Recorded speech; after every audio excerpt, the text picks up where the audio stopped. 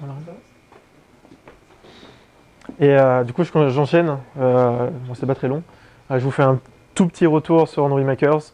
J'avais dit 3, je crois, quand j'ai annoncé le truc dans les mails d'hier. Du coup, je crois qu'il y en a 5. Mais bon, voilà. Qui connaît pas Android Makers, par exemple? Ok. Android Makers, c'est une conf qui est organisée par le père Android User Group, qui doit être sûrement peut-être le deuxième plus gros meetup de France. Et Be My App, il me semble, à Montpellier, à Paris. Anciennement, c'était DroidCon Paris. Et du coup, ils ont renommé cette année. L'année dernière, ils n'en ont pas fait. Et du coup, ils ont renommé cette année Android Makers. Du coup, ça veut dire qu'en gros, derrière, il y a moitié bénévole et moitié Be My App pour foutre un peu d'argent quand même. Et au début, peut-être. C'était le 10-11 avril. Il y avait 66 talks. C'était sur 2 jours. 2 jours, ouais. Ouais, c'était sur 2 jours, avec des grosses journées je crois, de 9h jusqu'à 18h et quelques, avec un quart d'heure de pause à midi, je crois. Donc c'était très très condensé. Il y avait différents formats, des formats d'une heure, 1h30, et des formats de 20 minutes. Un petit cookie. Et il y avait un lab aussi, ce qui fait que du coup il y avait des petits labs, des petits ateliers qui étaient faits. Donc du coup il y avait 3 salles en parallèle qui tournaient, quoi. Les premiers talks, c'est Mike d'Octo Technologies qui l'ont fait. Enfin, c'est pas le premier talk, mais pour moi le plus important, c'est qui parle de la clean architecture. Est-ce qu'il y en a qui sont familiers avec la clean architecture? Ok. En gros, vous devez plus ou moins savoir, il y a différents design patterns pour faire son application sur Android. Le truc de base, il n'y en a pas. Après, on va avoir des modèles vue présenteurs, MVVP après. Et on va avoir la clean architecture. Du coup, c'est une autre façon de penser et d'architecturer son application. C'est un mec dont je ne pourrais pas sortir son nom qui a émis l'idée du concept. Et derrière, c'est Autotechnologies là du coup qui l'ont interprété et qui l'ont adapté pour Android. Ils ont itéré pas mal pour faire un truc bien à la fin. Et il me semble que ils bossent pour Mythic, etc. Donc, du coup, il me semble que sur le Mythic, c'est ce qu'ils ont fait. Ça ressemble à ça. Du coup, notre repository, c'est ce qui va s'occuper de stocker et de gérer les données.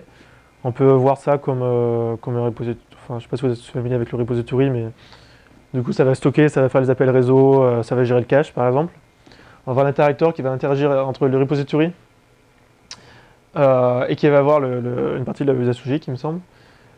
Et tout ça, du coup, ça va être côté Java, et du coup, ça va être ultra facilement testable.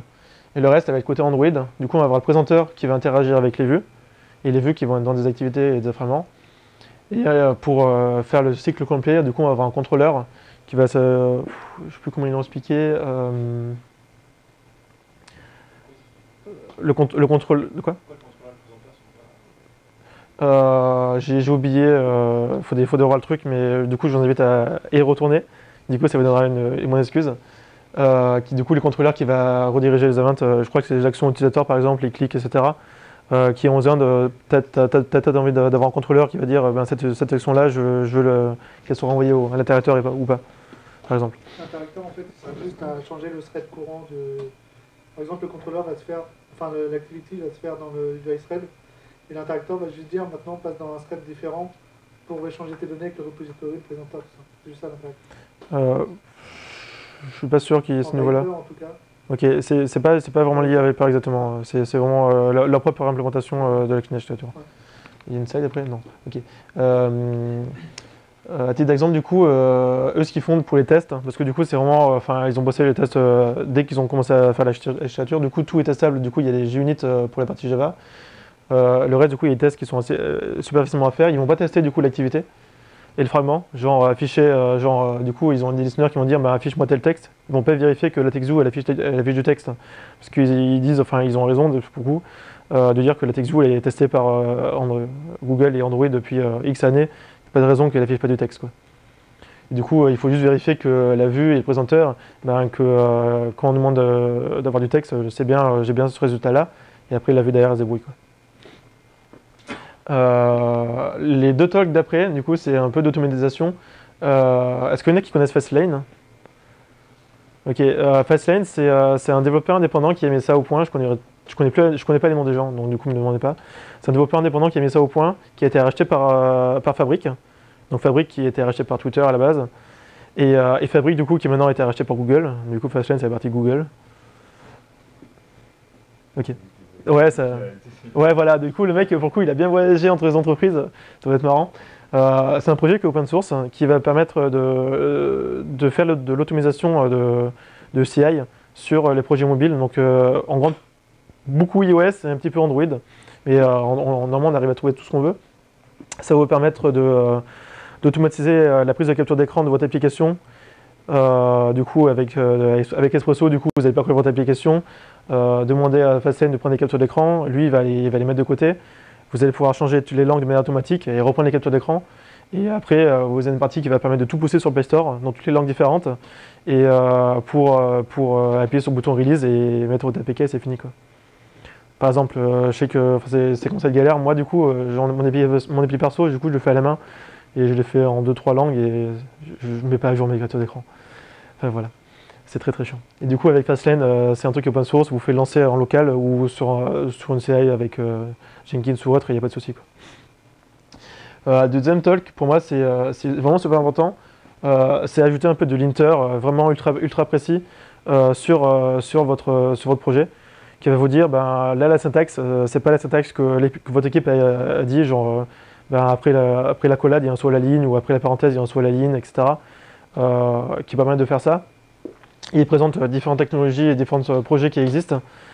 Pour le coup, quand on travaille dans une équipe, c'est vraiment super important d'avoir le même style guide pour vous éviter en grande partie quand vous allez faire de faire une review de mail request d'un de vos collègues. Du coup, quand vous allez relire son code, lui dire ben, là, tu as oublié un saut à la ligne, là, c'est mal indenté, etc.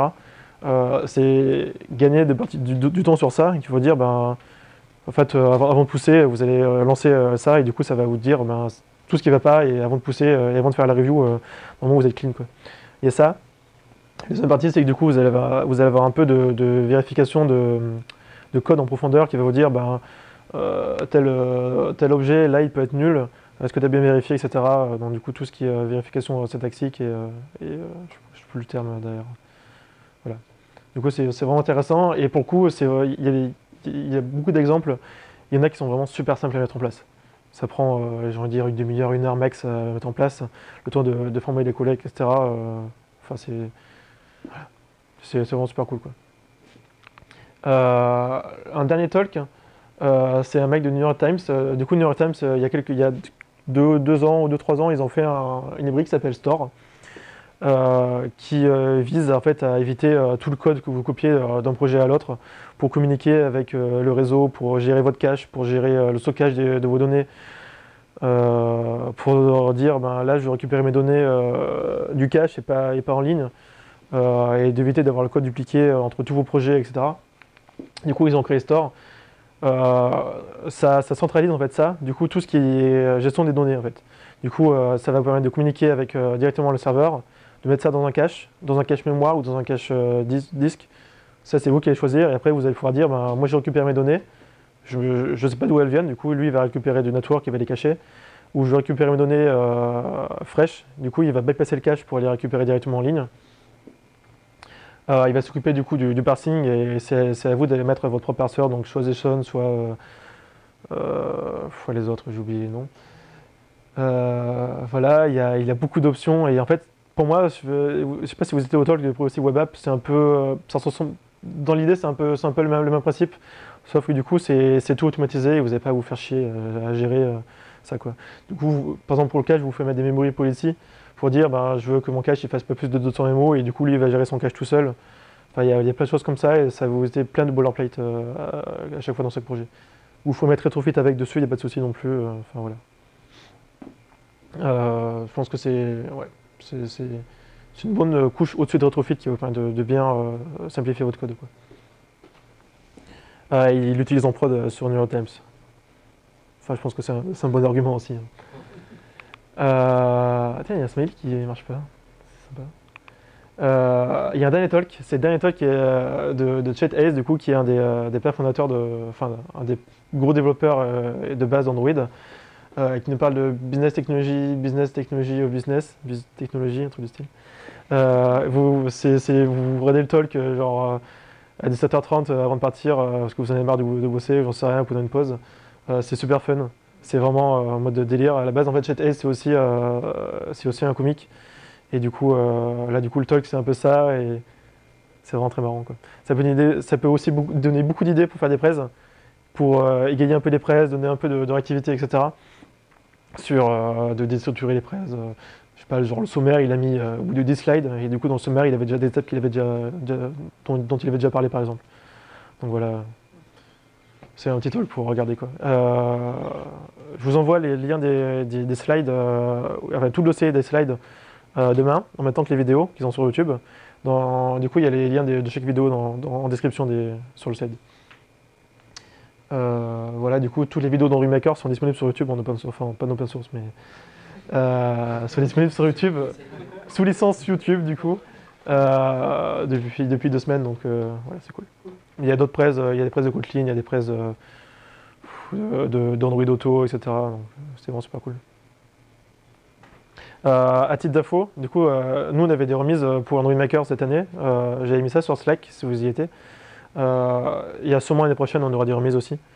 Sachant que pareil pour les DevFest, pour tout ce qui est DevFest et tout ce qui est event organisé par les Google Developer Group dont on fait partie. Donc GDG Nantes, GDG Lille, le POC, GDG Paris, etc. Quand ils font des grosses confs, nous on a des prix à chaque fois, dans des 50% de prix ou des fois des places gratuites. Donc c'est genre, enfin, quand on les a, nous on est informés et du coup on peut les balancer quoi. Normalement c'est que pour les organisateurs des GDG, mais bon, vu que moi je vais pas aller genre à des fesses qui parlent d'Angular, donc voilà quoi. C'est tout pour moi.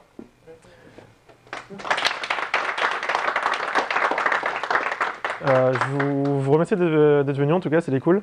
Du coup, il y avait 2 personnes, deux personnes et demie, 2 personnes qui viennent de Bakelit. Je crois que t'as amené des stickers ou des flyers. Juste pour rire.